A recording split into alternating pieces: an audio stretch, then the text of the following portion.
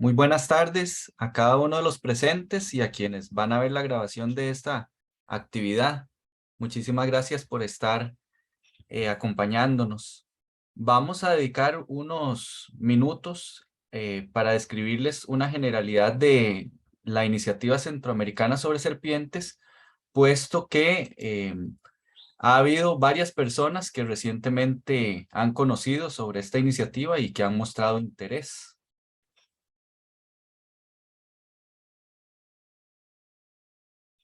Hemos procurado que nuestra iniciativa se asiente sobre unas bases firmes. Hemos tratado de darle una base filosófica y esta base tiene algunos fundamentos, digamos, tiene algunos aspectos, perdón, que consideramos pilares. Entre estos están la motivación, la esmerada coordinación y la visión integral. Nosotros procuramos realizar una verdadera red, o sea, que la iniciativa sea verdaderamente coordinada en su acción, que haya una verdadera coordinación entre sus partes y procuramos tener una visión integral del tema que tenemos como principal, ¿verdad? Las serpientes. Entonces, la iniciativa incluye aspectos de ecología, comportamiento, toxinología de serpientes, también más la parte clínica, la parte sociológica. Tratamos de tener esa visión integral.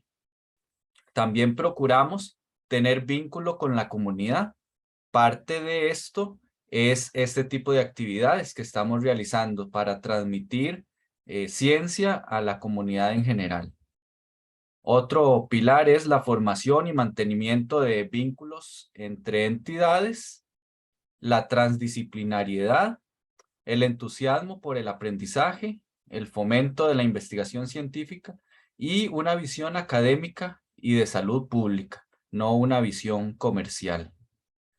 Hemos tratado de ir con estos fundamentos estructurando una serie de actividades. Aquí hay un esquema que muestra la generalidad de actividades, pero contamos con un sistema de pasantías, una coordinación entre serpentarios de Centroamérica, una coordinación entre bancos de venenos liofilizados de serpientes de Centroamérica, una base fotográfica virtual, coloquios para amplio público, también conversaciones internas mensuales. Contamos con un anaquel bibliográfico virtual, empuje y apoyo a investigaciones y actividades en comunidades, por ejemplo, de investigación o de prevención de mordeduras. Pero todas estas actividades no están desvinculadas, están muy relacionadas entre sí y procuramos coordinarlas también como una red. Esta es una generalidad de lo que procuramos hacer en esta iniciativa centroamericana sobre serpientes y como ya les hemos reiterado en otras actividades o cuando distribuimos los anuncios de las actividades, quien muestre interés en esta iniciativa puede comunicarse con alguno de nosotros. Más adelante les vamos a escribir ahí el correo electrónico, los correos electrónicos, y es cuestión de que se puedan ir integrando siempre y cuando tengan verdadero interés.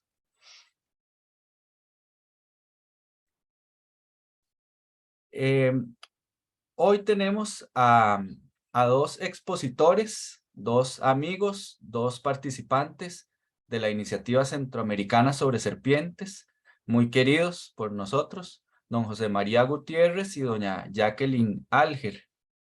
Una hermosa manera de presentar a una persona y mucho más hermosa que hacer un listado de títulos o de cantidades de publicaciones es diciendo sobre sus gustos, considero yo.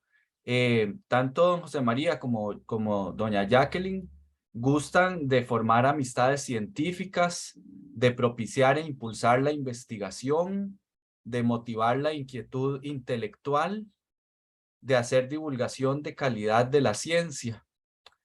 Don José María Gutiérrez es investigador y profesor de la Universidad de Costa Rica, más específicamente de la Facultad de Microbiología, y tiene entre sus gustos la fisiología, la fisiopatología, la toxinología, la herpetología, pero también la filosofía de la ciencia, la historia de la ciencia, la sociología. Y doña Jacqueline es médica y profesora del Hospital Escuela y de la Universidad Nacional Autónoma de Honduras, y también cuenta entre sus gustos la fisiopatología, la parasitología médica, la ética científica. Entonces, para mí es muy bonito que esta actividad la presenten ellos, porque son miembros desde el inicio de esta iniciativa y son de los que le dan mayor impulso. Primero va a conversarnos don José María Gutiérrez una generalidad sobre el tema de mordeduras de serpientes en Centroamérica. Y posteriormente doña Jacqueline va a tratar algunos casos más específicos en Honduras. Entonces, muchas gracias a ambos. Muchas gracias, Eduardo, por esta introducción, y muchísimas gracias a todas las personas que están atendiendo esta actividad. Sean todas y todos bienvenidas y bienvenidos, y un gusto compartir esta actividad con la doctora Jacqueline Alger. Yo voy entonces a presentarles una visión, voy a compartir la pantalla, una visión panorámica de la problemática de la mordedura de serpiente en Centroamérica. Entonces, como se ha comentado en el chat, por favor, las preguntas y los comentarios los pueden ir haciendo y los vamos a retomar después de nuestras presentaciones. Muy bien. Este es un primer pantallazo de cuál es la magnitud del problema de las mordeduras de serpiente en nuestra región. Estos son datos fundamentalmente obtenidos de ministerios de salud. Son cifras oficiales. Sin embargo, es probable que la cantidad de casos sea mayor porque algunas personas pues no asisten a los centros de salud cuando son mordidas. Como vemos, Panamá lleva la delantera en nuestra región con cerca de 3,000 accidentes, y luego Costa Rica, Nicaragua, Honduras y Guatemala oscilamos entre 500, 700 accidentes, digamos que un promedio de 600.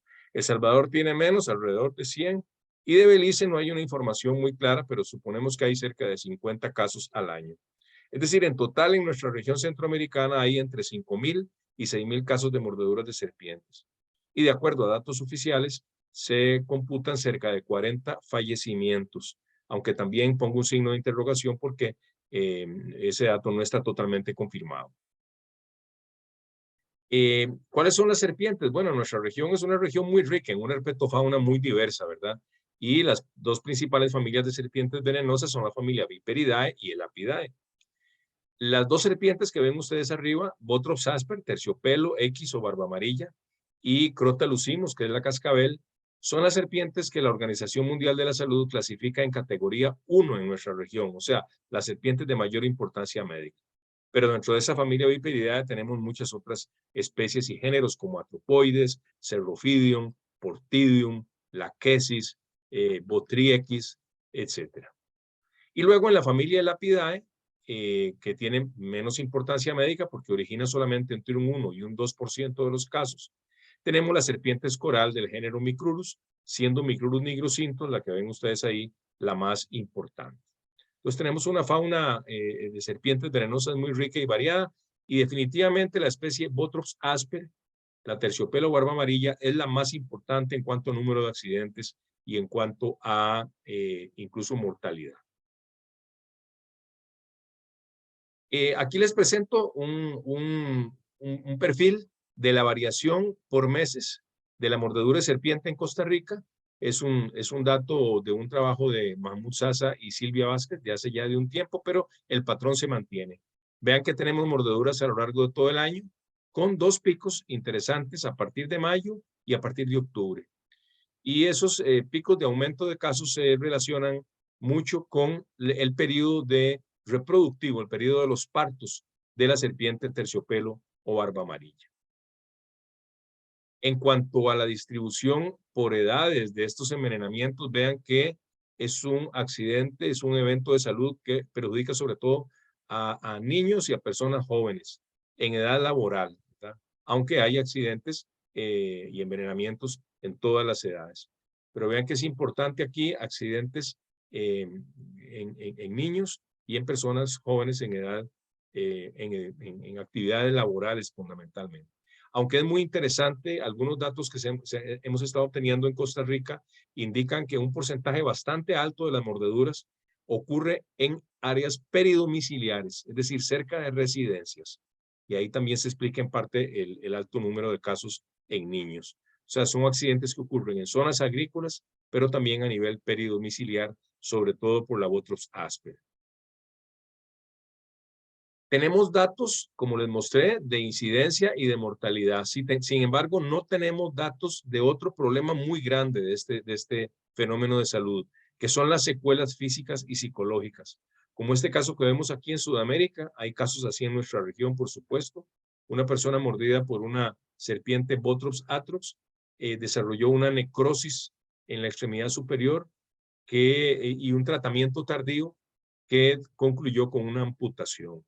Entonces, las secuelas físicas y psicológicas no se han documentado cabalmente, es un tema abierto y que requiere atención de nuestro sistema de salud. Por ejemplo, se sabe en otros países, se han descrito secuelas psicológicas como síndrome de estrés postraumático, ansiedad, depresión, etcétera. De manera que ese es un tema pendiente de investigación en nuestra región. En un trabajo efectuado en Costa Rica, en la región del Pacífico Sur, se demostró claramente este fenómeno. Otro aspecto que ha sido poco considerado en nuestra región y que tiene mucha importancia es el impacto del envenenamiento fídico en medicina veterinaria, principalmente en ganado bovino, pero también en perros, en gatos, en caballos, etcétera. Es un aspecto poco documentado y que requiere de mucha atención. Y aquí es donde entra el concepto de una sola salud, o lo que llaman en inglés One Health, porque es un concepto integrador que une la salud humana y la salud veterinaria en el contexto de los ecosistemas. De manera que es importante establecer programas colaborativos a nivel humano y a nivel veterinario. En el Instituto Clodomiro Picado, en Costa Rica, se produce un suero antiofídico de uso veterinario que se utiliza en el país y entiendo está siendo exportado también a otros países. La mordedura de serpiente ha sido catalogada como una enfermedad de la pobreza. Por eso es una enfermedad tropical desatendida, porque es una enfermedad que afecta fundamentalmente a personas en condiciones de pobreza. Por ejemplo, comunidades indígenas, comunidades rurales, campesinas, etc. Y aquí lo que les muestro, no voy a entrar en detalles, es que hay una relación directa, esto es a nivel mundial, cada puntito aquí es un país, hay una relación directa entre la pobreza y la mortalidad. Entre menor inversión per cápita en salud y menor Producto Interno Bruto per cápita que tienen los países, mayor es la mortalidad por mordedura de serpiente. Hay otros aspectos a considerar que tampoco han sido debidamente estudiados. Por ejemplo, sabemos que los fenómenos asociados con desastres naturales, sobre todo inundaciones, por ejemplo, producto de huracanes o lluvias muy fuertes en nuestra región, se asocian con un incremento en las mordeduras de serpiente. En Costa Rica hemos visto que hay un aumento en los picos de incidencia en la fase caliente y fría del fenómeno del niño y la niña. Tampoco conocemos el impacto que tienen estas enormes migraciones en nuestra región en cuanto al riesgo de mordeduras de serpiente y en otras partes del mundo y también probablemente en nuestra región en otros momentos. Los conflictos armados también tienen una incidencia por el desplazamiento de poblaciones que producen. Entonces vean que este fenómeno de mordedura de serpiente es un fenómeno de mucha complejidad, con muchas aristas que requieren mucha investigación para hacer intervenciones adecuadas. Bien, trasladándonos ahora a la parte clínica, voy a referirme muy brevemente a esto porque esto es una presentación de carácter general. Recuerden entonces que tenemos dos principales familias de serpientes venenosas, la familia Viperidae y la familia Lapidae. La familia Viperidae, los vipéridos o toobas, como se les conoce también en Costa Rica, son venenos muy ricos en enzimas que destruyen las proteínas y los componentes de los tejidos y por lo tanto generan un cuadro patológico de efectos locales caracterizado por edema, mucho dolor, sangrado, formación de ampollas y necrosis de los tejidos, destrucción de los tejidos, sobre todo el tejido muscular. Esta necrosis precisamente es la responsable de estas secuelas, como este caso, este niño que tuvo una pérdida importante de masa muscular que ya no regenera y que determina pues una secuela para el resto de su vida. Y estos venenos además, una vez que se distribuyen a nivel sistémico en el organismo, producen sobre todo alteraciones en la coagulación de la sangre y sangrado, como aquí vemos en esta tomografía compartida por el doctor Rafael Otero de Medellín, Colombia, a donde se observa un caso por Bottrops Asper que muestra una hemorragia importante en el hemisferio cerebral derecho. De manera que en estos casos, este sangrado profuso sistémico, en los casos más severos, lleva a lo que se conoce como un choque cardiovascular. No hay suficiente volumen de sangre que llegue a los órganos y los tejidos y eso genera una insuficiencia orgánica múltiple que es la que lleva a la muerte. En el caso de los venenos de las serpientes coral, venenos de la familia Elapidae, estos venenos lo que producen, no producen necrosis tisular, no producen sangrado, no producen alteraciones de coagulación, lo que producen es un efecto neurotóxico, una parálisis neuromuscular y generan un cuadro llamado de parálisis neuromuscular descendiente, porque empieza cerrándose los párpados por bloqueo de la unión neuromuscular de los músculos de los párpados, luego hay problemas a nivel de los ojos, y problemas en los músculos faciales, en los músculos orofaringeos, los músculos encargados de deglutir y de hablar, y finalmente en los músculos respiratorios, causando la muerte por parálisis respiratoria. Sin embargo, como anoto aquí en este cuadrito, aunque están bien caracterizados esos dos perfiles principales, hace falta desarrollar más investigación clínica para ver diferencias entre diferentes especies de serpiente. Por ejemplo, la serpiente terciopelo, la cascabel, la matagüey, son serpientes que originan alteraciones de la coagulación. Sin embargo, la serpiente lora, Botrytis lateralis, y la serpiente conocida en Portidium nasutum, y serpientes de género Portidium, como llamadas patoca y tamagá en el caso de Costa Rica, no originan alteraciones de la coagulación, aunque sí pueden originar necrosis, edema, sangrado, etc. Entonces, de ahí la importancia de desarrollar más investigación clínica en nuestra región. Para efectos del tratamiento, el diagnóstico es muy importante y aquí básicamente tenemos una tríada de posibilidades. Cuando un paciente llega a un centro de salud y es atendido por profesionales de la salud, estos profesionales observan el cuadro clínico y los exámenes de laboratorio de la persona y efectúan un diagnóstico. Hay casos donde no existe envenenamiento, ya sea porque la serpiente que mordió no es venenosa, como esta serpiente del género Trimorphodon, o porque es una serpiente venenosa que no inyectó veneno, en cuyo caso se habla de una mordedura seca. En esos casos no se usa antiveneno. Es decir, si no hay cuadro clínico, no se utiliza antiveneno. La persona puede desarrollar un problema de parálisis neuromuscular, como les describí hace un momento. En ese caso, se trata de una mordedura por serpiente coral y se utiliza el suero anticoral. Y si la persona es mordida por un vipérido, desarrolla lo que les mencioné, edema, dolor, sangrado, alteraciones de coagulación. Eso es característico de un vipérido y para cualquier envenenamiento por vipérido se utiliza el suero polivalente. Entonces vean que las manifestaciones clínicas son las que les dicen a los profesionales de la salud cuál es el tipo de serpiente que mordió y si hubo envenenamiento. Y a partir de ahí se decide el antiveneno que se debe utilizar. En América Latina, afortunadamente, estamos en una situación privilegiada con respecto a otras regiones del mundo porque hay muchos productores de antiveneno. La mayoría en laboratorios públicos. Tenemos productos y algunos también en laboratorios privados. Tenemos laboratorios productores de antiveneno en Argentina, en Brasil, hay varios, en Bolivia, en Perú, en Colombia, en Venezuela, en Costa Rica y en México.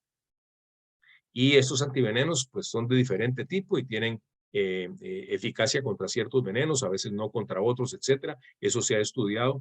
No puedo entrar en detalle ahora porque es una información muy específica, pero los antivenenos que se distribuyen en Centroamérica son antivenenos que han sido evaluados por su capacidad para neutralizar los venenos de serpientes centroamericanos. Hay dos tipos de antiveneno dependiendo de la molécula que componga el antiveneno. En el Instituto Clodomiro Picado producimos antivenenos constituidos por moléculas de IgG completas, anticuerpos completos, y algunos otros productores, sobre todo en Sudamérica y en México, producen antivenenos compuestos por el fragmento FAB de las inmunoglobulinas. Pero ambos antivenenos son igualmente seguros y eficaces.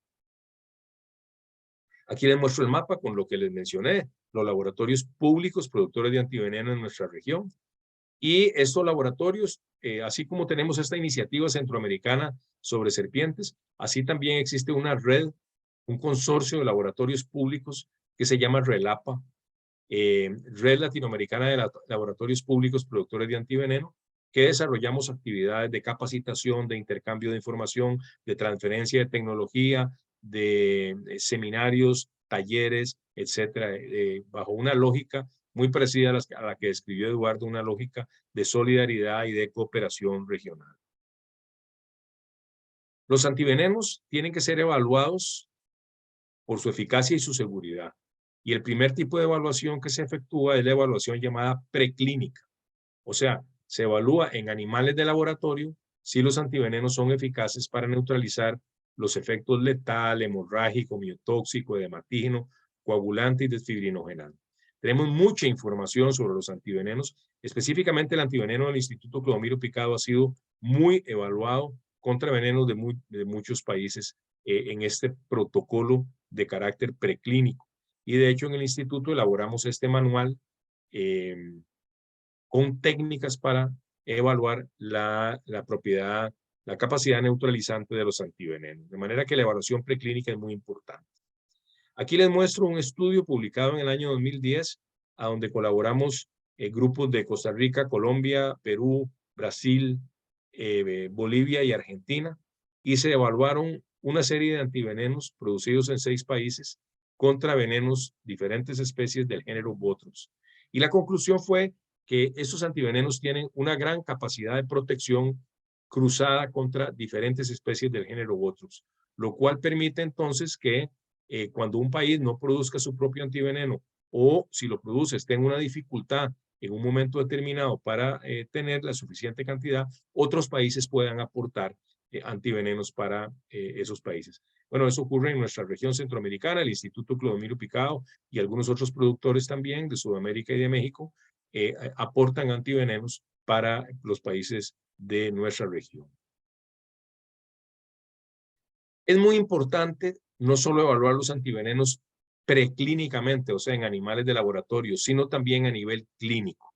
Y aquí también tenemos un cierto rezago porque se han efectuado estudios clínicos aleatorizados y controlados fundamentalmente en Brasil y en Colombia. Hay otros estudios que no son, digamos, el estándar de oro de un ensayo clínico para valorar un medicamento es el ensayo clínico aleatorizado, controlado y de doble ciego. Y esos ensayos se han efectuado en Brasil y Colombia. En Colombia, con antivenenos producidos en Costa Rica también. Hay otros estudios que son más bien observacionales y que se han efectuado en Ecuador, Perú, aquí mismo en Costa Rica y en otros países de la región. Son estudios prospectivos de carácter abierto. Sin embargo, hace falta extender más la capacitación del personal de salud, del personal médico y de enfermería, para efectuar ensayos clínicos, para estudiar no solo la eficacia de los sueros, sino también las características clínicas del envenenamiento. Y se requiere extender esa capacitación a otros países de nuestra región. Aquí les muestro un ejemplo de una publicación de un ensayo clínico efectuado con antivenenos del Instituto Clodomiro Picado en Colombia, en mordeduras de Bothrops asper en Colombia, y un estudio liderado por el doctor Rafael Otero Patiño y su grupo, en el cual participamos también investigadores del Instituto Clodomiro Picado, y se compararon 2 antivenenos, uno IgG y otro FAB2, por su eficacia y su seguridad contra envenenamientos de Bothrops asper en Colombia, y se mostró que ambos productos eran eficaces y seguros. Un problema muy interesante y muy importante que tiene que ver con la gestión de la salud pública es que no solo se requiere contar con antivenenos, como contamos en nuestra región, sino también se requiere asegurarse que esos antivenenos lleguen a los centros de salud rurales donde ocurren más envenenamientos y donde más se necesitan estos productos. Y ahí nos encontramos una serie de limitaciones que voy a resumir rápidamente. Existen deficiencias en los registros epidemiológicos. Y esto es importante porque si no sabemos bien a dónde es que ocurren los envenenamientos, pues menos vamos a saber a dónde hay que distribuir los antivenenos. Entonces es muy importante para tener una política clara de distribución de antivenenos, saber dónde ocurren los envenenamientos. En algunos de nuestros países tenemos esquemas de compra muy burocráticos. A veces, y ahora con esta crisis económica y la crisis resultante de la pandemia de COVID-19, el presupuesto para salud pública se ha reducido y a veces entonces no se adquieren el volumen de antiveneno que se requiere. Eso es otro problema. Este problema es muy importante. En ocasiones los antivenenos se concentran mucho en hospitales en las ciudades y no en los centros de salud de las zonas rurales. En Costa Rica acabamos de terminar un estudio en colaboración con colegas de la Facultad de Farmacia de la Universidad de Costa Rica, donde analizamos la distribución de antivenenos en los diferentes niveles del sistema de salud y la noticia es positiva en el sentido de los resultados muestran que los antivenenos se distribuyen a nivel primario, secundario y terciario. De manera que hay una amplia distribución y las personas, por lo tanto, pueden acceder al tratamiento rápidamente después de la mordedura sin tener que esperar llegar a un hospital a nivel terciario. En algunos casos también tenemos problemas de la cadena de frío. Recuérdese que si el producto es de tipo líquido, requiere manejarse entre 3 y 8 grados centígrados y si esa temperatura no se asegura, pues se interrumpe la cadena de frío y eso es un problema. Esto es un elemento técnico que hay que tener en cuenta también. Esto no es necesario en el caso de los antivenenos liofilizados. Y luego un problema más general de todos nuestros países, de los países del sur global, es la deficiencia en la provisión de servicios de salud en algunas zonas de alta incidencia de envenenamientos. O sea que, como lo plantea la Organización Mundial de la Salud, la solución de este problema de envenenamiento fídico pasa por el fortalecimiento, en términos generales, del sistema de salud pública de nuestros países. Entonces, al final lo que se quiere es que el antiveneno esté ubicado en los centros de salud lo más cercano posible a los lugares donde ocurren los envenenamientos y que haya personal capacitado para administrar. Este es un estudio, son dos imágenes de un estudio que efectuamos en Costa Rica con la colaboración, la participación del doctor Eric Hansson de Suecia, en el cual evaluamos aquí la incidencia de mordeduras de serpiente por distrito. Vean ustedes que la mayor incidencia ocurre en el Pacífico Central, Pacífico Sur, región de Talamanca, región Caribe, región Norte, que es precisamente las regiones donde se distribuye la Botrops asper. Y aquí lo que evaluamos fue la distribución de los hospitales y clínicas, así como los lugares donde hay estaciones de ambulancias. Entonces vean que es muy interesante ver que en la mayor parte del país tenemos hospitales y clínicas, sin embargo, hay algunas regiones donde el traslado de la persona de su localidad al centro de salud demora más de 3 horas. Bueno, esto se ha resuelto en parte con la localización de antivenenos en los puestos a nivel primario, lo que en Costa Rica llamamos EBAIS, Equipos Básicos de Atención Integral en Salud. De manera que este tipo de análisis permite ubicar zonas, digamos, de mayor riesgo, donde se requieren intervenciones para asegurar el tratamiento a tiempo de estos pacientes. Aquí les muestro lo que les acabo de decir, el estudio que terminamos de efectuar con la doctora Montoya Vargas, Angie León y otras colegas de la Facultad de Farmacia. Y aquí lo que vemos son los centros de salud a donde se obtuvo información de si hay o no hay antiveneno. Entonces, en rojo están hospitales a nivel terciario, en azul a nivel secundario y en verde a nivel primario. Y ven ustedes que en casi todos los centros hay antivenenos y en algunos donde no hay es porque hay otros centros muy cercanos que cuentan con el antiveneno. Este tipo de estudios sería muy interesante hacerlo también en otros países de la región para ubicar zonas vulnerables que requieran atención en ese sentido. Ahora bien, el hecho de que se tenga un antiveneno, que se produzca un antiveneno, que un país lo adquiera y que se distribuya a los centros de salud en regiones de alta incidencia de mordeduras de serpiente, no asegura que el tratamiento va a ser un tratamiento adecuado. Y es importante también entonces analizar las prácticas terapéuticas que tenemos en América Latina y en América Central para detectar deficiencias en la formación y en el conocimiento que el personal de salud tiene sobre este tema. Por ejemplo, en estudios que se han efectuado en otros países de América Latina, se ha visto que hay desconocimiento con respecto a la presentación clínica de los envenenamientos, o sea, diferenciar un envenenamiento corporal de un bipérido. Hay desconocimiento sobre el tipo de antiveneno que se debe administrar y cuándo debe administrarse, si un paciente debe recibir antiveneno o no. Y hay desconocimiento en el tratamiento de las principales complicaciones de estos envenenamientos, infecciones, afecciones renales, lesiones locales, etcétera. Entonces, esto a lo que nos lleva es a la necesidad imperiosa de desarrollar programas de capacitación permanentes. Bueno, es algo que la Iniciativa Centroamericana sobre Serpientes tiene muy claro y es algo que se ha estado trabajando en muchos países de nuestra región, en varios países. Esto requiere la elaboración de protocolos nacionales oficiales de tratamiento de los envenenamientos. Les comento como una buena noticia que hemos estado colaborando con la Organización Panamericana de la Salud y ya está prácticamente listo para ser publicado un protocolo de diagnóstico y tratamiento de envenenamientos ofídicos para América Latina. Y esos protocolos tienen luego que aterrizarse en cada país y esto es muy importante, que esos protocolos sean bien conocidos.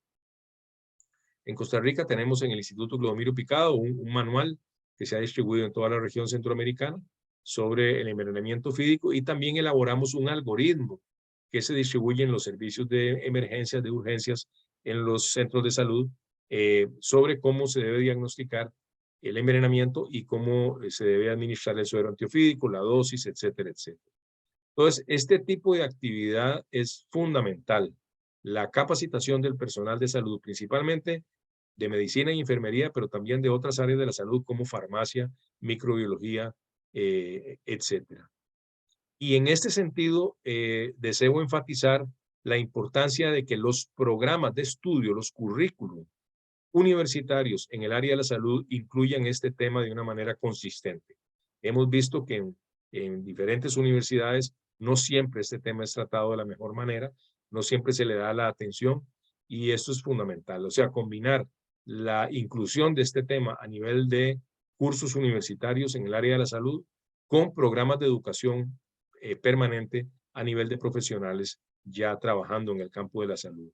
Y para esto también es muy importante el uso de las tecnologías de la información y la comunicación. Todo este tipo de plataformas virtuales como esta que estamos usando hoy deberían utilizarse para estas capacitaciones. No menos importante es la prevención, ¿verdad? Y esta se debe basar en programas comunitarios robustos, es decir, acción a nivel comunitario. En el Instituto Clodomiro Picado tenemos un programa de acción social o extensión dirigido a comunidades con alto riesgo de envenenamientos por mordedura de serpiente, comunidades indígenas, comunidades rurales.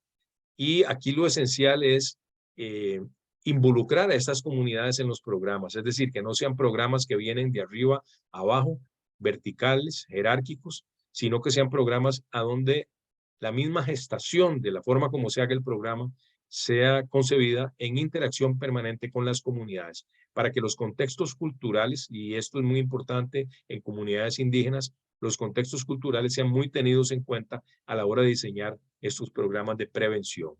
Si vemos a dónde ocurren las mordeduras de serpiente, vemos que el 50% ocurre en los pies y un 30% en las manos. Es decir, que hay una serie de medidas de prevención básicas que servirían para reducir la incidencia de estos envenenamientos. E insisto, debe existir una actitud dialógica con las comunidades, donde las mismas comunidades generen la forma específica como estos programas se van a desarrollar. Vuelvo a tocar el tema de las secuelas y la importancia de ponerles atención. En este momento hay muchas personas que sobreviven a una mordedura de serpiente, se les da de alta en un centro de salud, pero quedan con una secuela permanente y el sistema público de salud no necesariamente atiende las necesidades de compensación económica y rehabilitación que estas personas tienen. Me complace informarles que en Costa Rica, y gracias a una colaboración entre el Instituto Clodomiro Picado y el despacho del diputado José María Villalta en la administración pasada, se logró aprobar una nueva ley que modifica la ley de riesgos del trabajo para asegurar que las personas que trabajan en el campo como ocasionales o por cuenta propia y que hasta ese momento no tenían derecho a los beneficios de compensación y rehabilitación de la ley de riesgos de trabajo, ahora la van a tener. De esto se va a encargar el Instituto Nacional de Seguros y es un avance importante para atender este tema de las secuelas. Pero bueno, hay que investigar mucho más este tema, cuáles son las características y prestarle mucha atención a las secuelas de tipo psicológico también. Quiero ir finalizando mi presentación comentando que existe una efervescencia a nivel global sobre este tema de la mordedura de serpiente. Gracias a la acción mancomunada de muchos países, en los cuales algunos países centroamericanos jugaron un papel importante, de organizaciones no gubernamentales, de especialistas en toxinología, etcétera, se logró incidir para que la Organización Mundial de la Salud le diera a este tema la importancia que tiene. Entonces, en el año 2017, la OMS declaró la enfermedad de la mordedura de serpiente como una enfermedad tropical desatendida y eso abrió muchas puertas de atención a este tema. Luego, en el 2018, se aprobó una resolución en la Asamblea Mundial de la Salud en la que se conmina a los países a desarrollar programas específicos para atender este tema. Y en el 2019, que es lo que les muestro en esta diapositiva, se lanzó por primera vez una estrategia oficial global de la OMS para la prevención y el control. Este es el evento en el que fue hecho ese lanzamiento en Ginebra en el año 2019. Entonces tenemos ya un instrumento a nivel global para elaborar acciones sobre este tema.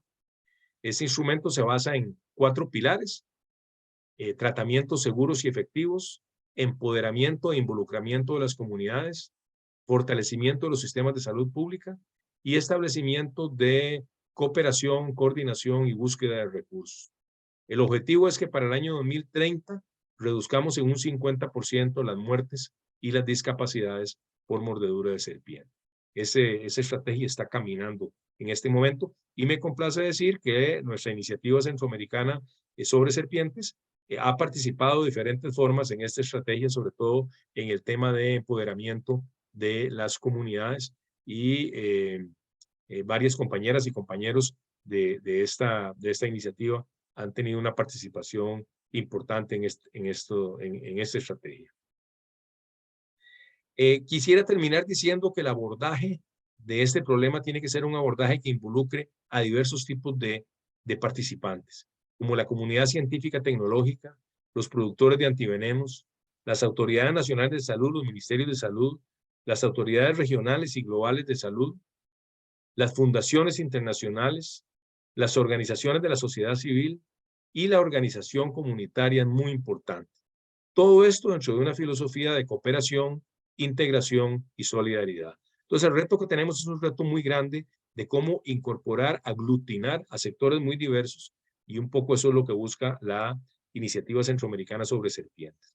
Y para muestra un botón, aquí les presento una carta al editor que preparamos un grupo de colegas de Honduras y en el cual nosotros tuvimos el gusto de participar, donde se planteó en la revista Toxicón un abordaje multisectorial para enfrentar el problema de la mordedura de serpiente en Honduras, incluyendo personalidades del Ministerio de Salud, del Proyecto Ischel, de la Universidad Autónoma de Honduras, de la Organización Panamericana de la Salud, el Ministerio de Salud, la Secretaría de Salud y también participación del Instituto Clodomiro Picado. Entonces, este tipo de abordaje integral, a eso es a lo que me refiero o me refería en la diapositiva anterior. Y de esta manera concluyo mi presentación agradeciéndoles la invitación, agradeciéndoles sobre todo su asistencia y quedo en la mejor disposición una vez que concluya la doctora Alger con su presentación de evacuar preguntas o escuchar comentarios y que dialoguemos sobre este tema que les he presentado. Muchas gracias y tiene la palabra la doctora Jacqueline Alge. Muchas gracias. Vamos a continuar entonces para complementar esta panorámica que nos ha presentado el doctor Gutiérrez con algunos aspectos específicos de un país, en este caso pues Honduras. Entonces, para desarrollar esta participación de los aspectos de Honduras, vamos a ver algunas estadísticas para que veamos cómo se registran los casos por la Secretaría de Salud de Honduras, cómo se registran los casos en un hospital nacional como es el Hospital Escuela, el principal hospital público en Honduras, y luego vamos a ver detalles más específicos de los casos que se logran registrar en el servicio de parasitología del Hospital Escuela, que no son todos los casos, y vamos a concluir. Muy bien, entonces la Secretaría de Salud notifica el evento de la mordedura de serpiente. Como pueden ver en el texto de la izquierda, vemos que antes de la pandemia teníamos alrededor de un promedio de 800 eventos de mordedura de serpiente, así como demostrado en este boletín, que es un boletín semanal de la Secretaría de Salud, el boletín epidemiológico. Pero vean que en el cuadro que les estoy mostrando, que ya es durante la pandemia, el número de casos en el 2020, pues, se registró en 640 y en el 2021, 595 casos en el año. Y en el recuadro están los departamentos donde se registra el mayor número de casos. Estos eventos de mordedura no están descritos más allá, no sabemos si algunos fueron mordeduras de serpientes no venenosas o fueron mordeduras secas. Solo lo que se describe es el evento de la mordedura. Puede ser que no sabemos tampoco si la reducción es una reducción real, que se debe a que durante el confinamiento las personas estuvieron menos expuestas a este evento de la mordedura, o tampoco sabemos si es que tal vez hubo siempre la mordedura, pero no hubo acceso a los servicios de salud por lo mismo a situación del confinamiento y entonces hay un subregistro. Y en el 2022 también en el recuadro vemos los departamentos que presentaron el mayor número de eventos de mordedura de serpiente, y vemos que en el 2022 no ha completado el año, pero estamos un poco abajo del promedio que se había visto en los últimos años antes de la pandemia. Veamos ahora los registros del Hospital Escuela, y aquí vemos el registro en los últimos 5 años, ¿verdad? Tomando en cuenta pues que el 2022 no ha terminado, pero ya estamos cerca de terminar. Vemos los casos por total, por año, y también vemos la distribución, y entonces vayan contrastando los aspectos generales que nos comentó el doctor Gutiérrez y estos aspectos ya específicos de un país. Vean, ¿verdad?, que los casos en los niños, los menores de 19 años, pues andan alrededor de 1/3 o el 50% del número de casos. Y ahí vemos el número de casos por año con una tendencia en el 2021 a tener una reducción importante en el número de casos. El Hospital Escuela, aunque es un hospital nacional, estos casos de mordedura de serpiente pues tienden a atenderse en los que están geográficamente accesibles al Hospital Escuela. Algunos que están ya en la zona sur, puede ser que accedan al Hospital Regional del Sur o el hospital. Los de la costa norte van a la costa norte, pero estos que se atienden en el Hospital Escuela son los departamentos que geográficamente están colindando con el departamento de Francisco Morazán, donde se encuentra el Hospital Escuela. Entonces, en el servicio de parasitología, registramos estos eventos porque un porcentaje que es mínimo de estos casos que son atendidos en el Hospital Escuela, los familiares llevan la serpiente. Entonces, cuando llevan la serpiente a la sala de emergencia, ya sea adultos o niños, el personal de salud lleva la serpiente que usualmente pues ya está muerta porque la han matado, a veces está cercenada y solo nos llevan un fragmento, pero en muchos casos está completa, pero está parcialmente aplastada o destruida. Entonces la llevan al servicio de parasitología para identificación y nosotros ahí hacemos un registro de algunas variables como ser la procedencia, la edad y el sexo del paciente, pero también algunas características del evento de la mordedura como la fecha, la hora, el lugar, el sitio anatómico de la mordedura, la especie de serpiente. Para identificar la especie de serpiente pues hemos ido adquiriendo alguna experiencia, pero siempre nos auxiliamos por expertos, hacemos contacto con el Instituto Clodomiro Picado, enviamos imágenes a través de correo electrónico o a través de WhatsApp y también nos auxiliamos con el licenciado Leonardo Valdés de la Cruz Roja hondureña. Ahora les voy a presentar algunas características de estos casos de envenenamiento por mordedura de serpiente que se atienden en el Hospital Escuela y que la serpiente entonces es llevada al servicio de parasitología del Departamento de Laboratorio Clínico. Entonces veamos primero el aspecto de año y hora del evento. Entonces vemos que tenemos un registro así sistemático, se registraba antes, pero empezamos a hacer un registro sistemático a partir del 2014 y ahí vemos, ¿verdad?, que nosotros pues recibimos estos especímenes de las serpientes en un número bajo que varía pues entre 1 y 5, siendo el 2021 el mayor número de casos que nos llevaron al servicio de parasitología, aunque vimos que en el Hospital Escuela en ese año hubo una reducción, pero hubo la oportunidad, ¿verdad? No sabemos realmente si en los otros casos siempre matan la serpiente, pero no la llevan, o es que en otros casos la serpiente sucede el evento y la serpiente no es capturada, sino que solo nos llevan en los casos en que la serpiente es realmente capturada y que es entonces matada.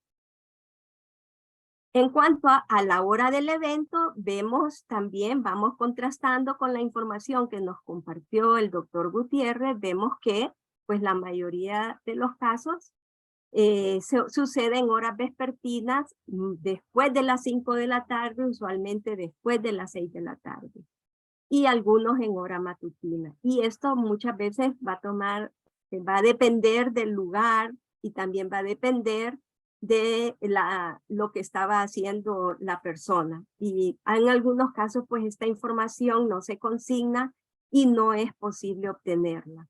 Ahora veamos otros aspectos como la edad, sexo y procedencia del paciente. Y aquí entonces podemos ver que la mayoría de los casos pues son menores de 19 años, son los que consideramos niños y pues niños menores de 15 en la gran mayoría. Y solo tenemos un adulto que en este caso llevaron la serpiente y se trataba de una serpiente coral y fue un señor de 45 años. Vemos que hay una distribución similar en cuanto al sexo masculino y femenino, y en cuanto a la procedencia, pues la mayoría, como era de esperar, pues son del departamento de Francisco Morazán, que es donde está localizado el Hospital Escuela, y llama la atención que hay un número importante del Distrito Central, o sea, dentro del área urbanas marginales del Distrito Central, algunas en áreas ya rurales del Distrito Central, que hay pero algunas son urbanas, y también de los otros departamentos que son colindantes como Comayagua y El Paraíso, y siempre tenemos registros donde no se consignó esta información. Y el otro aspecto importante que les queremos compartir es el sitio de la mordedura, el lugar donde ocurrió el evento y la identificación de la serpiente, y continuemos contrastando con la información que nos compartió el doctor Gutiérrez, porque pueden ver que el pie y el tobillo son los lugares más frecuentes y seguidos por la mano. Y en el lugar del evento, pues la mayor parte son dentro y en la cercanía de la vivienda, ¿verdad? Entonces, eso es muy importante. En el campo tenemos un caso y hubo 4 casos donde no se consignó esta información y no se pudo obtener. Este del campo es el adulto que fue mordido por una serpiente coral y estaba trabajando. La mordedura en el caso de él fue en la mano. Y fue a raíz de que quiso mover una piedra y al mover la piedra pues expuso su mano. Las serpientes identificadas, en un caso fue una serpiente no venenosa, Adelphicus, y los otros casos fueron por una serpiente venenosa. Entonces tenemos nosotros un total de 18 casos que hemos registrado este evento de mordedura, y en estos 18 casos, pues 17 casos fueron mordidos por una serpiente venenosa. Vemos que la mayoría de los casos, la mitad de ellos, fueron por Portidium, seguido por Crotalus, y tenemos un caso cada uno de Cerrophidium y Micrurus coral, ¿verdad? Entonces vemos que estos tipos de serpientes son las serpientes que se encuentran en el área geográfica donde se encuentra en el hospital escuela, y por ejemplo no tenemos ningún caso de Botrus, que ocasionalmente llegan al hospital, pero no llevan la serpiente, llegan al hospital después de muchos días y ya para ser manejados por sus secuelas, después de muchos días del evento. Pero nosotros, estos son los casos que hemos registrado donde hemos podido confirmar la serpiente porque precisamente nos llevaron el espécimen. En este caso yo no estoy presentando información del manejo. Ya les vamos a compartir en el chat una publicación relativamente reciente donde se hace un análisis de los casos en niños y su manejo en el hospital escuela. Pero sabemos, ya vamos a ver, y según si tienen curiosidad y revisan ese artículo, van a ver pues que la mayoría de ellos, no todos, pero la mayoría tienen un envenenamiento leve y tal vez moderado alguno de ellos. Veamos algunos casos, un par de casos específicos. Esta fue en el 2015 y es una niña de 13 años. Está en el Distrito Central, ¿verdad? En una aldea Guanábano del Distrito Central en Tegucigalpa. La mordedura ocurrió a las 8 de la noche y como es un área cerca del hospital escuela, pues a las 9 de la noche ya estaba siendo atendida en la sala de emergencia de pediatría del hospital escuela. Y el evento sucedió frente de su vivienda, en el área verde, frente de la vivienda, cerca de un árbol. Y lo que estaba sucediendo es que en ese horario y al estar en su vivienda, pues la niña estaba calzando un calzado abierto, lo que conocemos como sandalia o chancleta. Y la mordedura fue en el tercio proximal del tercer dedo del pie izquierdo. Y lo que refirió fue un dolor quemante intenso y pues fue catalogado como un envenenamiento leve. La niña fue tratada con antiveneno y sí se registró que hubo una reacción de hipersensibilidad, lo cual fue manejado hasta completar su tratamiento. Y aquí vemos, ¿verdad? Esta imagen de los pies de la niña y ahí donde está la flecha marcada se puede ver, ¿verdad? El dedo y se puede ver la marca, y lo que se ve pues, es la marca con un solo colmillo, ¿verdad? No, fue mordida con un solo colmillo, posiblemente porque se trataba de una serpiente juvenil de cascabel, de Crotalus simus. Y aquí ven una imagen de la serpiente. Compartimos otro caso, que es otra niña de 15 años en el 2019. Esta viene de un área del departamento de Francisco Morazán, en el municipio de Maraita. Sucedió el 3 de enero a las 6:30 de la tarde. Y pues también una hora aproximadamente ya estaba en el hospital, pues porque Maraita se encuentra relativamente cerca y posiblemente por la hora y el tipo de tráfico en ese horario, posiblemente no tuvieron mucho atraso en llegar.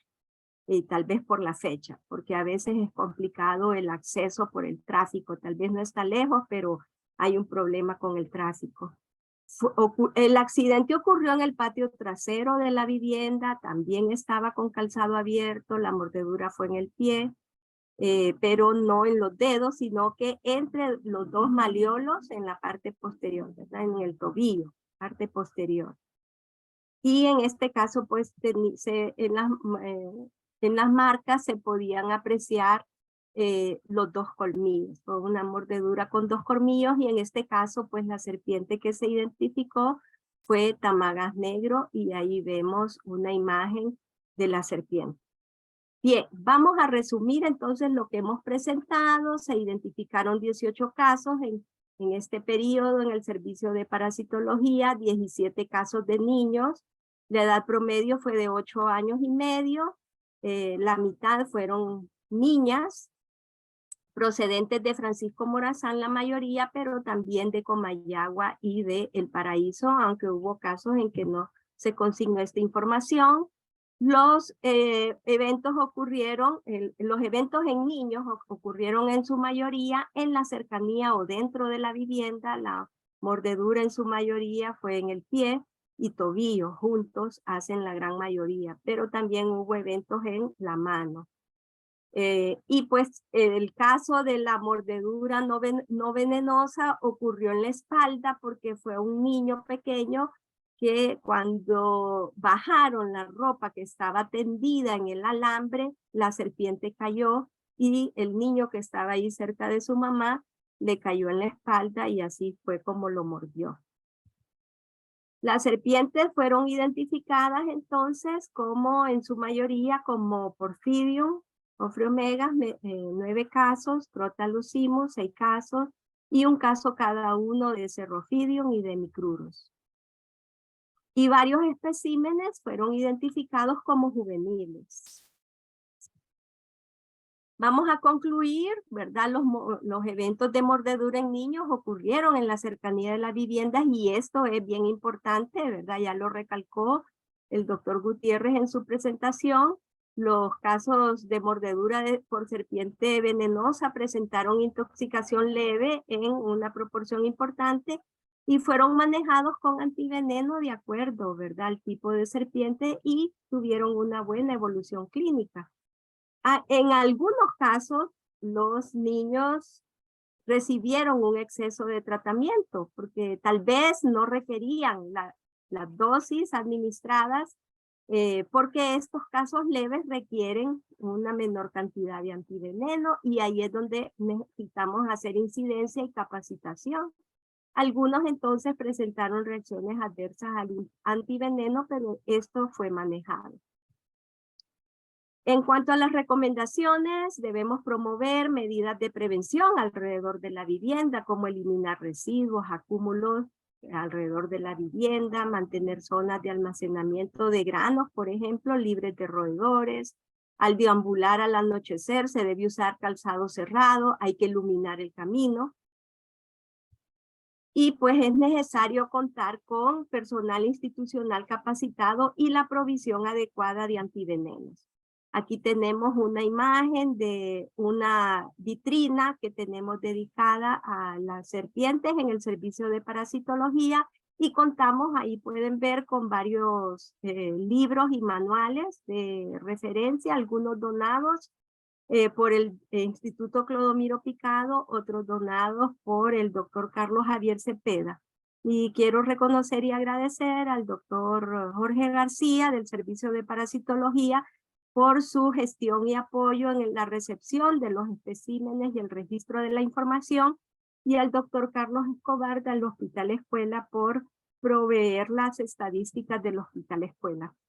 Y también finalizo con el artículo que los invito a leer, ahí se compartió en el chat este artículo, ¿verdad? Haciendo un llamado, ¿verdad? Para una coordinación multisectorial, que es también el tipo de coordinación que promueve la iniciativa centroamericana. En el chat se les compartió la información para que puedan acceder al artículo, y no estoy segura en estos momentos si ya está como de acceso abierto, tal vez Chema nos puede decir, y si no, sería tal vez escribiendo un correo electrónico a cualquiera de nosotros para podérselos compartir. Muchas gracias.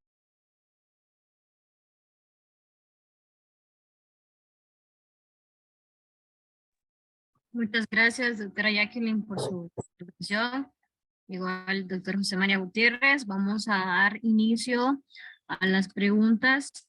Gracias a todos, aún están a tiempo para poder compartirnos sus dudas, comentarios.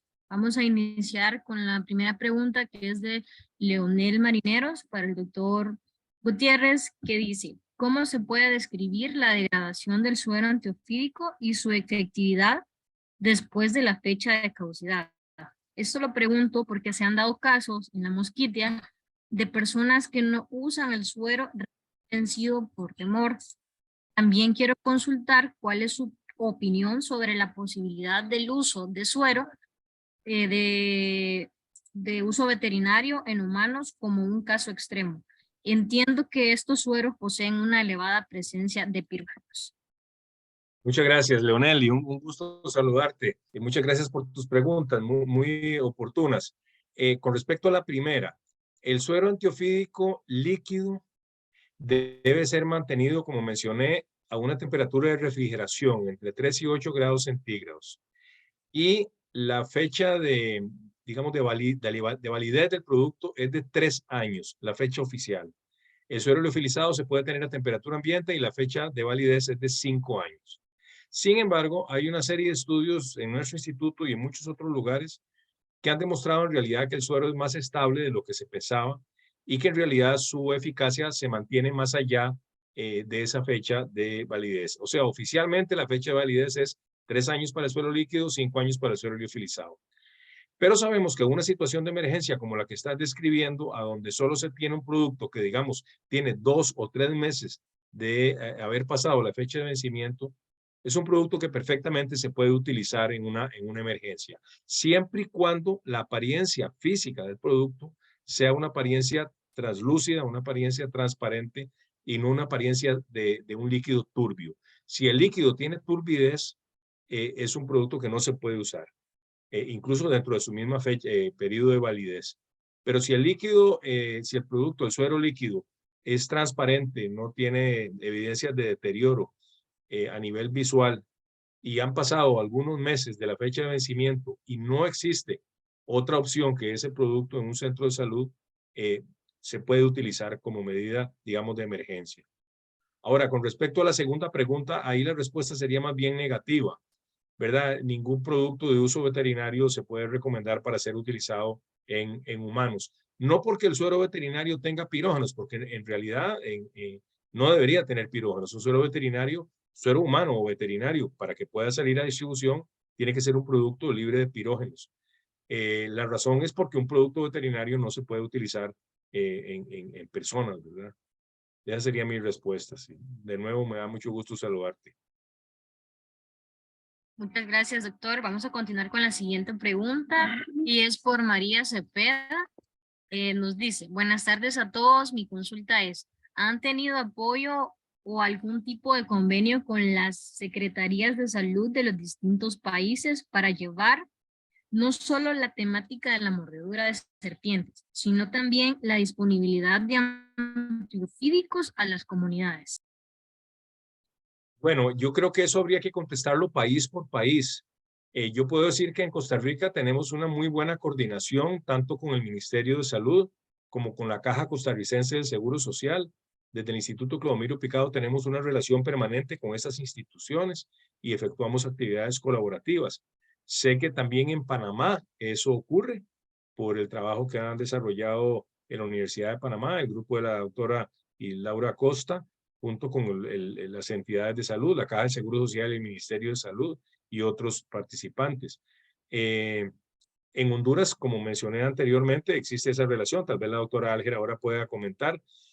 No podría, de mi parte, dar información muy precisa en el caso de Nicaragua, El Salvador, Guatemala y Belice.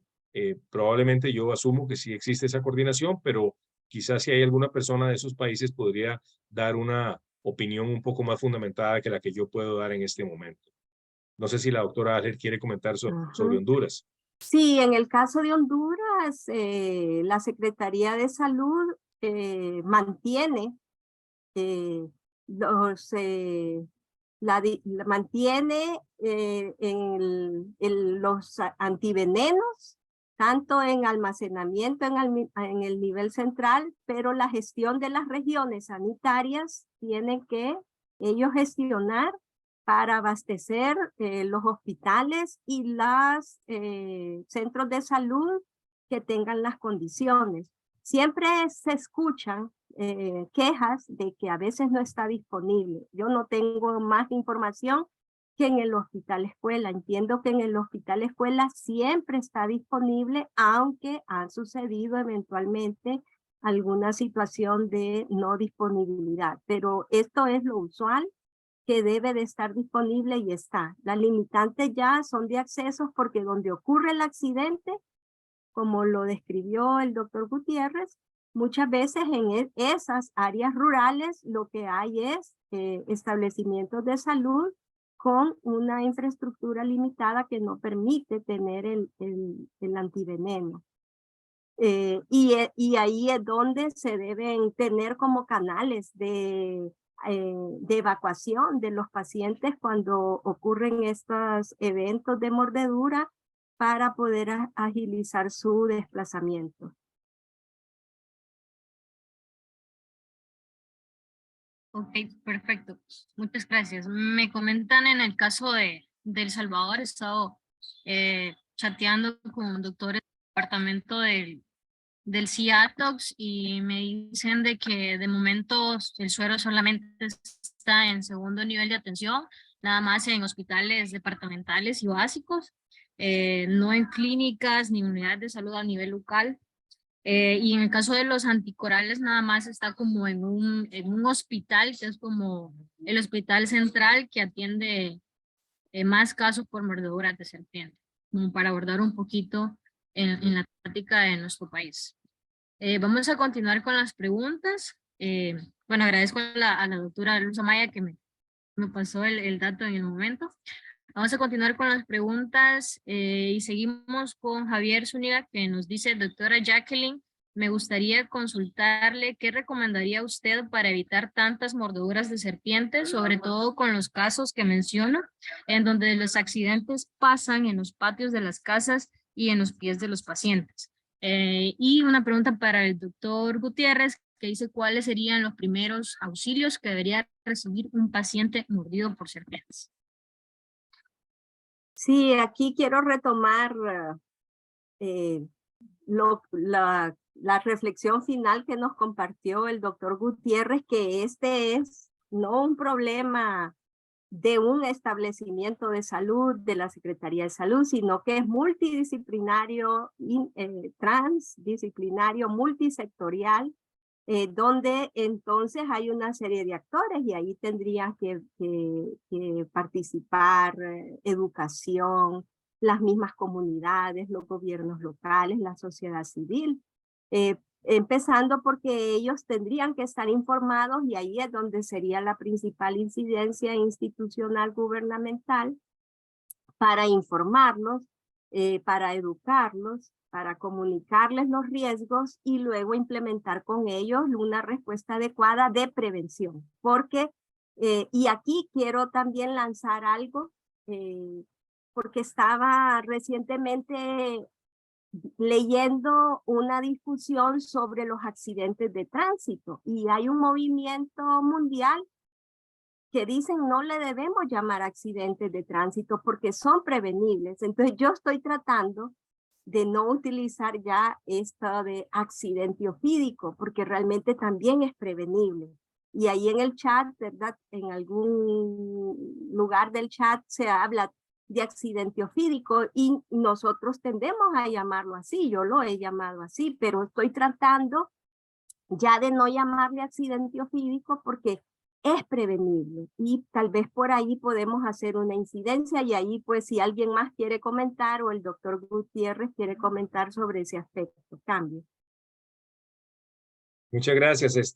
Con respecto a lo que pregunta Javier de los primeros auxilios, esto es importante tenerlo en cuenta y es muy importante en las actividades comunitarias. En realidad, los primeros auxilios en una mordedura de serpiente son sencillos. Básicamente es tranquilizar a la persona porque hay una serie de síntomas que derivan del estrés de la persona y eso no ayuda. Tranquilizar a la persona, tratar de inmovilizar hasta donde se pueda la extremidad mordida para disminuir la absorción del veneno a nivel sistémico y lo más importante, trasladar a la persona al centro de salud más cercano.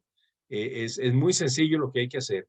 De manera que otras cosas que en el pasado se decían, por ejemplo, tener que matar la serpiente porque si no se identifica la serpiente no se puede hacer el tratamiento, eso no es verdad, es peligroso más bien tratar de agarrar la serpiente o matarla.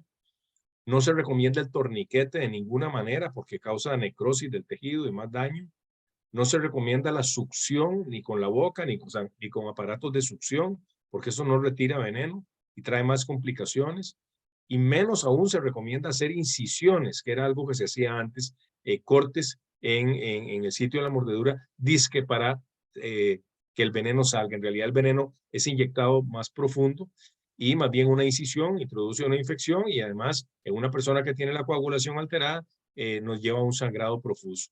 Entonces, resumiendo, básicamente lo que hay que hacer es tranquilizar a la persona, tratar de inmovilizar la extremidad mordida y llevar a la persona cuanto antes a un hospital, a un centro de salud donde haya tratamiento oportuno. Perfecto, muchas gracias a ambos por sus respuestas. Vamos a continuar. Tenemos una pregunta por Sonia Barahona. Dice, ¿existe algún antiofídico especial por mordeduras para cascabeles y otros cuerpos?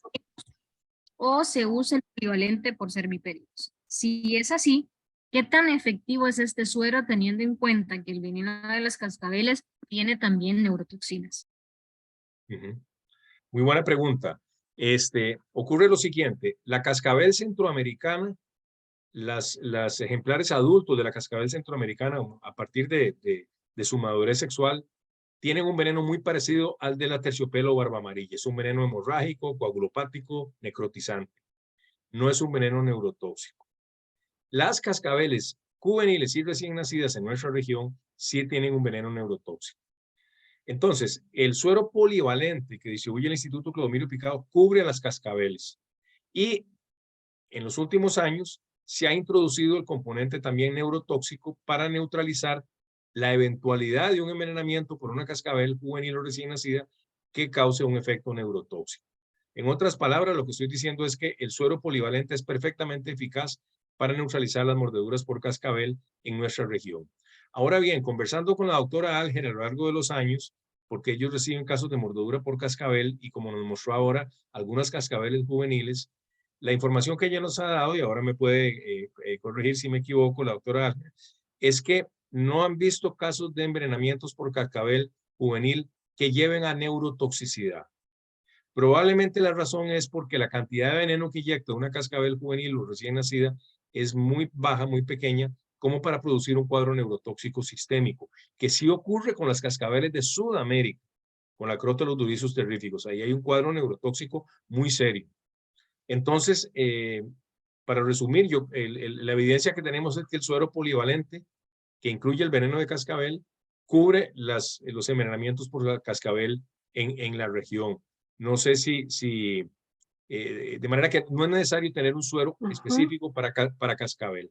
Pero tal vez Jacqueline nos pueda confirmar esto de que las mordeduras que han tenido por cascabeles juveniles no llevan un cuadro neurotóxico. Sí, bueno, aunque hemos tenido niños pequeños de 2 años, pero también niños más grandes, pensamos que es que la cantidad de veneno de la juvenil, porque a veces da la impresión que son recién nacidas y que el evento sucedió porque el niño caminó a esa hora. Lo que preocupa es que esa recién nacida de tener hermanitos y papá y mamá que por ahí han de vivir cerca, pero entonces posiblemente es que uno que muerden con un solo colmillo muchas veces porque son pequeñas y tal vez el tobillo y los dedos regordetes de los niños, entonces no ajusta el tamaño de la serpiente y entonces es mordido con un solo colmillo, con una cantidad poca de veneno y por eso vemos que son infecciones leves y no alcanza a haber efecto neurotóxico. Pero entonces, gracias Jacqueline, pero insisto entonces que en el instituto se ha venido reforzando el suero polivalente con el componente neurotóxico de las cascabeles por la eventualidad de que hubiera algún caso con manifestaciones neurotóxicas. Muy bien, excelente. Ok, muchas gracias. Vamos a dar seguimiento a las preguntas y nos dice Luis Zúñiga. Buenas tardes, un saludo para todos. Doctora Jacqueline, de los casos atendidos en el hospital escuela, ¿alguno ha presentado alergia al veneno de serpiente? Lo que presentan es envenenamiento. Y de acuerdo, ¿verdad?, al tipo de serpiente, lo que presenta el paciente es un envenenamiento. Y ahí pues lo describió el doctor Gutiérrez, los diferentes, de acuerdo al tipo de serpiente. Pero al antiveneno, al suero de antiveneno es que pueden presentar alergia y muchas veces la alergia es por el componente cómo se produce el antiveneno en el suero de caballo.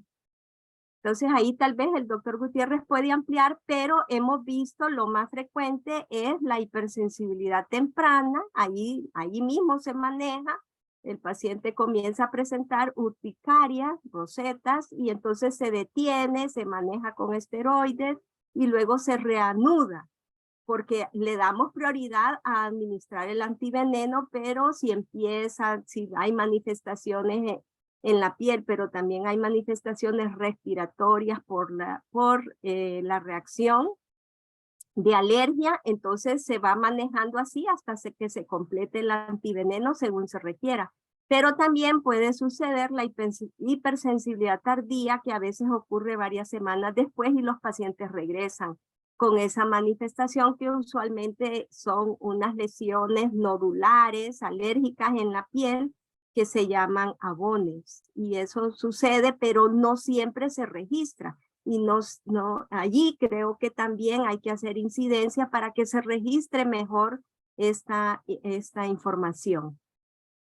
Yo quisiera agregar ahí que a esa pregunta, además de lo que menciona la doctora Alger, muy oportunamente, que hay algunos casos de personas que han tenido mucho contacto con veneno o con serpientes y que se pueden sensibilizar al veneno precisamente. Entonces, esas personas que son, digamos, muy esporádicas, porque son personas que se han dedicado a estar en contacto con las serpientes y a trabajar con venenos, esas personas sí pueden desarrollar una reacción alérgica al veneno cuando sean mordidas por una serpiente.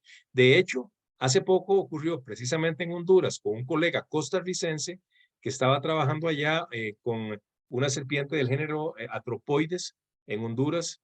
Ahora es una serpiente endémica de Honduras, ahora no recuerdo el nombre de la especie, y sufrió una inyección con un colmillo de esa serpiente, una cantidad mínima de veneno en un dedo, y desarrolló un choque anafiláctico, porque era una persona que había estado sensibilizada por contacto con veneno durante muchos años en proyectos de investigación. Bueno, fue tratada como un choque anafiláctico y de hecho acaban de publicar ese caso en una revista porque es un caso interesante. Eso se puede presentar. No es común porque no muchas personas han tenido contacto y sensibilización con veneno de serpientes, pero en personas que sí han tenido mucho contacto con serpientes, el caso nuestro que hemos trabajado mucho con venenos en el laboratorio, es muy probable que hayamos sido sensibilizados a los venenos de serpiente, o sea que podría darse. Perfecto. Muchas gracias por sus respuestas. También teníamos otra pregunta de Javier, que nos mencionaba sobre los síntomas de alergia al suero, pero ya se contestó en la pregunta anterior, así que vamos a continuar con Liliana Vega, que nos dice, tenemos una finca con ganado en Los Chiles, ¿podemos tener suero antiofídico disponible para el ganado? Y ella misma nos pregunta a qué se refiere con inmovilizar el sitio. Me imagino que fue con la pregunta anterior que mencionaron de qué hacer en caso de primeros auxilios. Correcto, sí, por inmovilizar lo que me refiero es a tratar de que la extremidad que ha sido mordida, digamos una pierna, no moverla mucho. Claro, eso es difícil porque la persona tiene que caminar, pero en la medida de lo posible tratar de inmovilizar, de no mover mucho esa extremidad mordida para no favorecer la absorción sistémica del veneno. Pero lo más importante es llevar a la persona al centro de salud, ¿verdad? A eso me refiero con inmovilizar. Y con respecto a su otra pregunta, sí, lo que yo le recomiendo es que llame por teléfono al Instituto Clodomiro Picado y ahí le van a dar información sobre cómo obtener el suero de uso veterinario. Hay distribuidores de productos veterinarios que compran ese producto y lo distribuyen y en el mismo instituto. Así que lo que yo le recomendaría sería que se pusiera en contacto vía telefónica con el Instituto Clodomiro Picado y consulten al respecto. Muchas gracias, doctor. Vamos a continuar con la siguiente pregunta de Brenner Mejía, que dice, buenas tardes, ¿por cuánto tiempo es recomendable el monitoreo de pacientes post suministro del antiveneno? Y además, ¿qué aporte tiene la microbiología en el diagnóstico, monitoreo de pacientes que sufren estos accidentes? Bueno, le voy a responder desde mi punto de vista y la doctora Ángel estoy seguro que tendrá una respuesta también para eso. Con respecto a la microbiología, ¿verdad? Por lo menos en Costa Rica, el profesional en microbiología es el profesional que efectúa el diagnóstico de laboratorio. Por lo tanto, cumple un papel muy importante en todo el equipo interdisciplinario que atiende a los mordidos de serpiente, puesto que el laboratorio clínico es muy útil para determinar alteraciones de coagulación, alteraciones hematológicas, en el hemograma, alteraciones renales, etcétera. Entonces, ese profesional juega un papel importante en todo la interdisciplinariedad de profesionales que atienden a una persona mordida de serpiente. Además, en caso de infecciones, juega un papel en el análisis bacteriológico, digamos, de las lesiones o de las muestras que se obtengan de las lesiones para identificar las bacterias responsables de la infección y la sensibilidad que tengan esas bacterias a los antibióticos. Con respecto a la otra pregunta, en realidad, una vez más, el criterio clínico es el más importante. Es decir, una persona se le pone suero antiofídico una vez que ingresa y es diagnosticado como un envenenamiento. Las manifestaciones del envenenamiento tienen que estar controladas, digamos, el sangrado tiene que estar controlado en 3 o 4 horas y las alteraciones de coagulación tienen que estar controladas alrededor de las 12 horas, por lo menos parcialmente controladas. Y el estado general del paciente tiene que evolucionar bien. Ese paciente generalmente se le deja en observación varios días y de acuerdo a la evolución, pues se le da de alta. Eso va a depender mucho de la severidad del caso y de la respuesta que haya tenido la persona al tratamiento. En casos que se compliquen, a donde ya no se trate de ponerle más suero antiofídico, sino de tratar una complicación hemodinámica, una complicación renal, una complicación infecciosa o una complicación por síndrome compartimental, pues obviamente esos pacientes se van a tener que quedar mayor tiempo en el centro de salud. No sé qué piensa la doctora Ángela al respecto. Sí, bueno, en relación a el papel del microbiólogo, además de lo que compartió el doctor Gutiérrez, tanto el microbiólogo como otro personal de salud o del campo de la salud, incluyendo el médico, el biólogo, tienen también un papel importante en la capacitación, en la formación de talento humano y en investigación. Aquí también juegan papel importante otros como los científicos sociales, ¿verdad? Trabajadores sociales, para estudiar todos estos impactos que bien lo comentó el doctor Gutiérrez y ahí les estaba compartiendo enlaces del documental Minutos para morir, ¿verdad? Que describe muy bien el impacto en la vida de las personas y de las comunidades del evento de la mordedura de serpiente. Entonces sí, todo este personal de salud juega un papel muy importante en la atención, en la educación, en la investigación y en los cambios sociales. Muchas gracias. Vamos a dar continuidad. Tenemos una última pregunta. Si todavía tienen más, aprovechen a escribirla. Por Omar Jiménez. Y nos dice, buenas tardes a todos. Quisiera saber qué se conoce en la región sobre casos de mordeduras de serpientes que desde una perspectiva médica no son consideradas venenosas, pero que pueden presentar una fisiopatología que puede llegar a asemejarse con una mordedura de serpiente venenosa.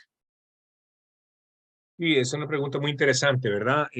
Ustedes saben, la gran mayoría de las especies de serpientes no están en las familias Viperidae y Elapidae, sino más bien en lo que se llamó antes familia Colubridae, que hoy día más bien se ha dividido en familias Colubridae, Natricidae y Dipsadidae, entre otras. Entre estas serpientes hay algunas que tienen una glándula de veneno y un sistema de colmillos, lo que pasa es que lo tienen en la posición posterior, en el hueso maxilar. Es lo que se llama colmillos opistoglifos o dentición opistoglifa. Por lo tanto, aunque tienen una secreción tóxica, se les hace muy difícil inyectar esa secreción en un ser humano. Sí la inyectan en sus presas naturales, ranas, lagartijas, roedores, etc.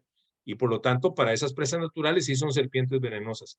Pero desde el punto de vista práctico, médico, prácticamente nunca tienen posibilidad de inyectar esa secreción en un ser humano. Hay serpientes de estas familias en otras regiones del mundo, en África y en Asia, que sí han producido envenenamientos mortales en personas. Pero no en América del Sur hay un tipo de serpiente del género Philodrias que ha producido ciertos envenenamientos, no severos, pero en América Central no. Ahora, sí existe la posibilidad de si estas serpientes logran inyectar con ese colmillo esa secreción tóxica, pueden producir, y eso se ha descrito a nivel local, un edema, dolor y en ocasiones muy esporádicas, sangrado local, pero generalmente solo edema y dolor. Entonces, difícilmente van a producir o no van a producir un envenenamiento severo y por lo tanto no requieren el uso de antiveneno. Entonces, sí, tener claro eso, ¿verdad? Son serpientes que podrían inyectar su secreción tóxica, pero generalmente por la cantidad que pueden inyectar, que es muy baja, el efecto que va a tener es un efecto muy leve y muy localizado. No tenemos casi evidencias de casos importantes, digamos. De hecho, yo no conozco ningún reporte de casos de envenenamiento sistémico por estas familias, por esas serpientes de la familia Dipsadidae, Colubridae y Natricidae. Y algo que tal vez merece la pena comentar es que en ese caso del niño que lo mordió una guardacaminos, una Adelphicus, tenía la marca en la espalda porque lo mordió, ¿verdad? Pero no tiene colmillos ni tiene secreción, pero sí tiene dientes. Entonces mordió y tenía la marca y también la familia no sabía que no era venenosa, tenía el temor y entonces hay un efecto psicológico, el niño estaba muy asustado y todo eso hubo que abordarlo en el hospital para garantizar que no era venenosa y que la mordedura pues no iba a tener envenenamiento. Es interesante eso que dice la autora Alger, porque efectivamente, como lo que tienen son dientillos adelante, cuando muerden lo que dejan es como una hilera de puntitos por los dientes, no esos dos orificios característicos que dejan los colmillos de las serpientes realmente venenosas. Ok, perfecto.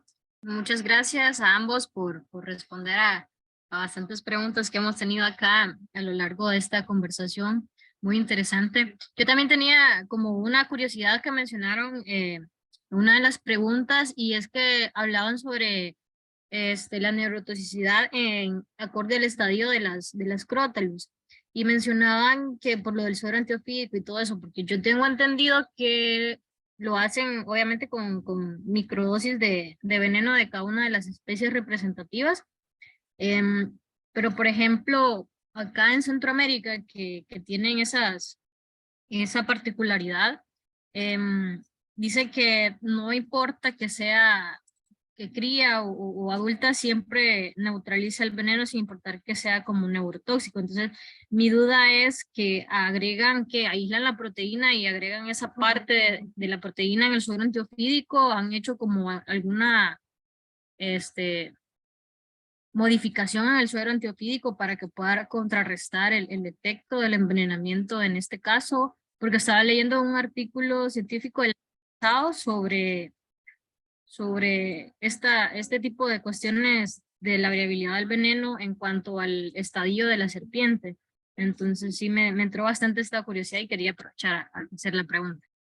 Claro, Montserrat, lo que se ha hecho en el instituto es más bien no tanto purificar la neurotoxina de la serpiente centroamericana, sino incorporar un veneno de una cascabel sudamericana que tiene una alta concentración de esta neurotoxina, que es igual a la de la cascabel centroamericana recién nacida.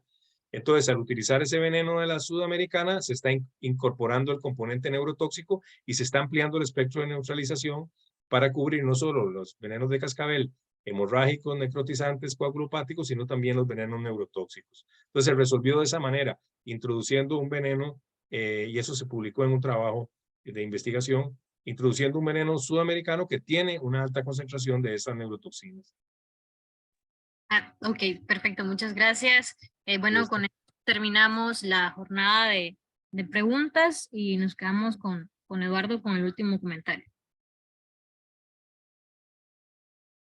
Muchas gracias, Montserrat, y muchísimas gracias a todos los que participaron con comentarios o preguntas, porque de esta manera es como se hace efectivo se hace efectiva la palabra coloquio, ¿verdad? Una conversación. Tal vez como para cerrar, yo quiero hacerles una consulta a ambos, a José María y a doña Jacqueline. Hemos estado hablando bastante de la transdisciplinariedad, de la integralidad, ¿verdad? ¿Cómo ayudan otras disciplinas, digamos, que no son puramente clínicas de tratamiento, así? ¿Cómo ayudan otras disciplinas? Por ejemplo, la ecología o la sociología o la toxinología, digamos, conocer la composición de un veneno. ¿Por qué nosotros pensamos en esa integralidad? ¿Cómo ayudan otras disciplinas al abordaje del tratamiento, de la prevención de las mordeduras de serpientes? Yo tengo algunas ideas, pero tal vez si la doctora Alger quiere iniciar la respuesta. Bueno, tal vez un mensaje final en el marco de esto que comenta Eduardo es a lo largo de la presentación del doctor Gutiérrez y en mi presentación pudieron identificar vacíos, aspectos que no se saben. Hay muchos aspectos que no se saben.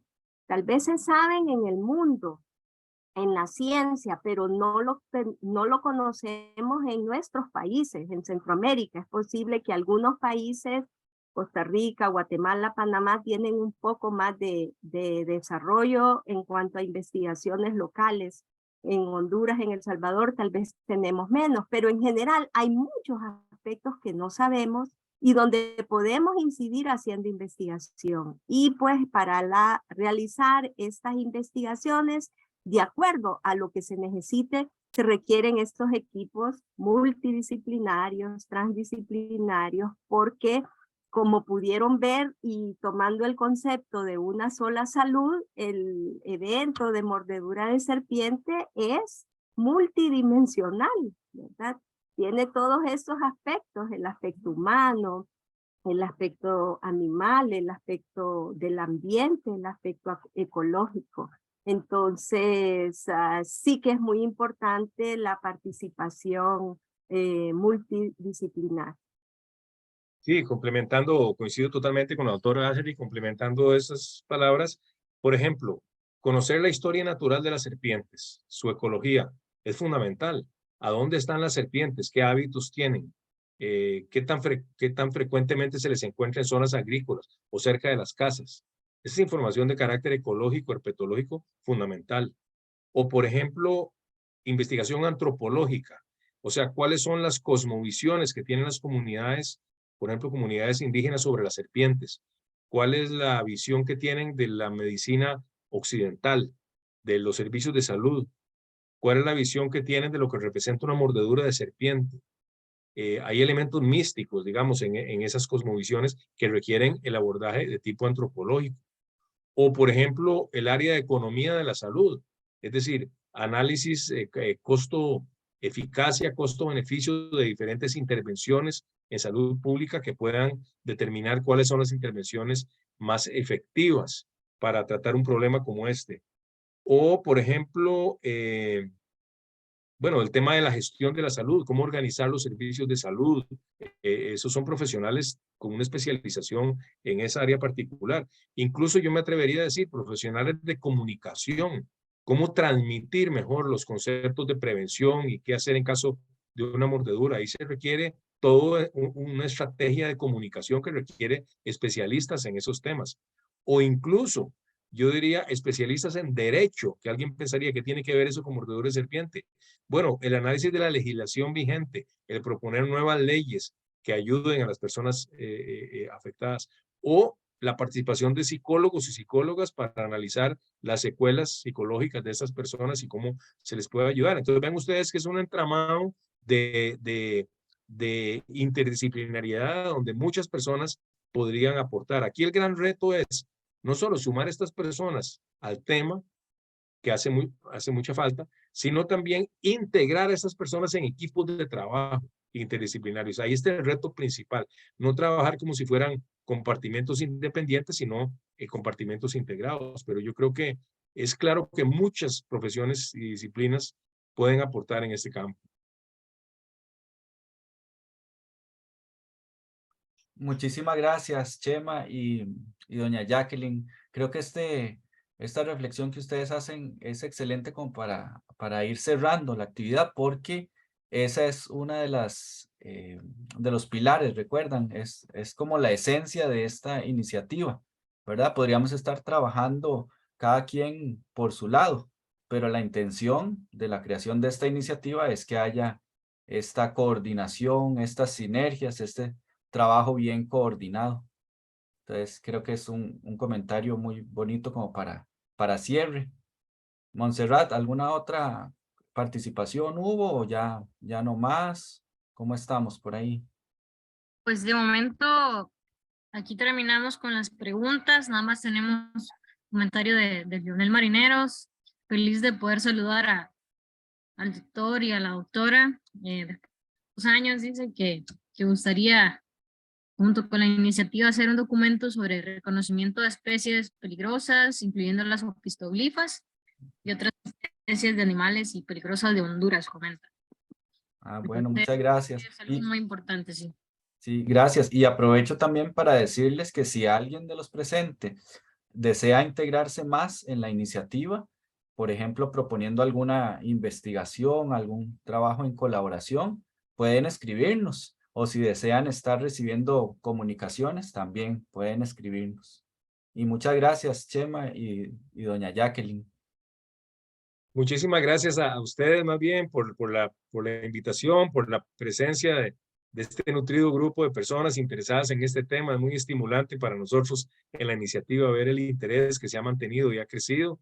Un saludo nuevamente a Lionel, gusto de saludarte, así como a todas las personas, el doctor Elías Alfaro y otras personas que estuvieron aquí presentes hoy. Y de mi parte, pues muy complacido y aprovecho para desearles a todos y todos una muy feliz Navidad y que el año 2023 sea muy positivo en todo sentido.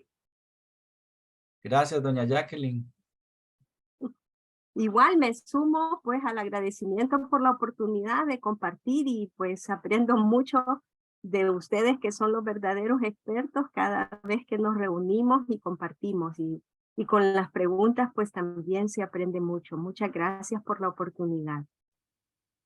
Con mucho gusto, gracias a usted. Gracias a todos los participantes. Hubo de bastantes países, incluso por ahí vi a unas personas de Colombia.